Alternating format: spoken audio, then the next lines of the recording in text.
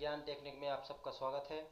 इस वीडियो में ज्ञान चर्चा सुनिए। आचार्य अनिरुद्ध जी महाराज और संत रामपाल जी महाराज जी के सत्संग के माध्यम से मोक्ष की प्राप्ति के लिए इस वीडियो को पूरा देखें एंड तक, और हमारे चैनल को सब्सक्राइब करें और हमारे वीडियो को शेयर करें और लाइक करें और बेल आइकन को दबा के प्रेस कर लें। जी सत्संग जी, राम राम। यहाँ पहुँच कर भी यदि मोक्ष तक नहीं पहुँचे तो फिर 84 का चक्कर। हमारे छत तक पहुँचने के लिए 20 सीढ़ियाँ हैं। माना कि एग्जाम्पल 20 सीढ़ी है, हम 19 सीढ़ी तक चले गए और 20वीं सीढ़ी पे पांव रखा और वहीं से हम फिसले तो क्या हुआ? ऊपर से गिरोगे तो हाथ मुंह टूटेगा कि नहीं? ये मानव का तन 84 लाख सीढ़ियों के बाद मिलता है। 84 लाख सीढ़ियां आपने पार कर ली, ये अंतिम सीढ़ी है। इसके बाद सीधा परमात्मा मिलने वाला है, पर यहाँ से ही आप गिरोगे मुंह के बल। यहाँ से यदि पतन हुआ तो सीधे कक्षा 1। हाँ, ये आखिरी योनि है। यहाँ आकर विचलित मत होना। यहाँ आकर मनुष्य का तन पाकर, मैं फिर से दोहरा दूं, ये मानव का तन बच्चा पैदा करने नहीं मिला। ये मानव का तन संसार का भोग भोगने नहीं मिला। ये मानव का तन केवल भगवत प्राप्ति के लिए मिला है। इस मानव के तन को पाकर भगवान को नहीं पाया तो समझ लेना कि मानव का तन पाना व्यर्थ चला गया, कोई अर्थ नहीं। केवल 84 लाख योनियां हैं। कुत्ते के, बिल्ली के शरीर से ईश्वर को नहीं पाया जा सकता, केवल मनुष्य के शरीर से ईश्वर को पाया जा सकता है। एक जंगल में एक शेरनी। परमपिता परमात्मा की जय। अभी आप लोगों ने श्री आचार्य अनिरुद्ध जी महाराज जी के सत्संग सुने, उसमें वो मोक्ष की प्राप्ति के लाने ज्ञान बता रहे हैं। अब हमारे गुरु संत रामपाल जी महाराज जी के सत्संग सुनिए। इस वीडियो में पूरा एंड तक बने रहें। हमारी वीडियो को शेयर करें और हमारी वीडियो को लाइक करें और हमारे चैनल को सब्सक्राइब करें। सत्संग जी, राम राम। परमपिता परमात्मा की जय। अब वो 13वां पंथ चल चुका है। इस दास के माध्यम से भगवान नहीं आए तो दास भेज दिया, कंप्लीट कोर्स दे के।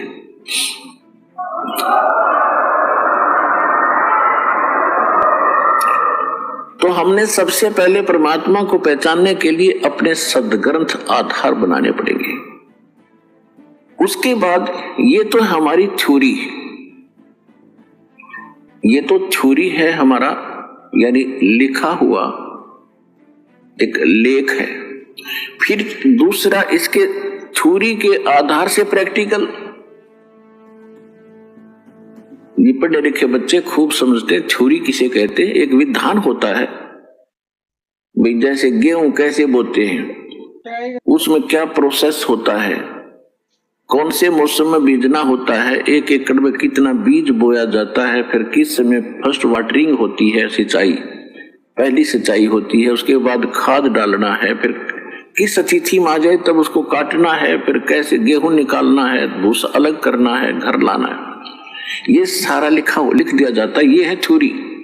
और फिर उसके अनुसार करना, उसी समय में बीज बोना है, 1 एकड़ में इतना बीज बोना है, इतने समय के बाद फिर उसमें वाटरिंग करनी है, सिंचाई करनी है, फिर खाद डालना है, घास निकालना है और फिर उसको काटना है। उस तरह जो करके वो प्राप्त करता है वो है प्रैक्टिकल।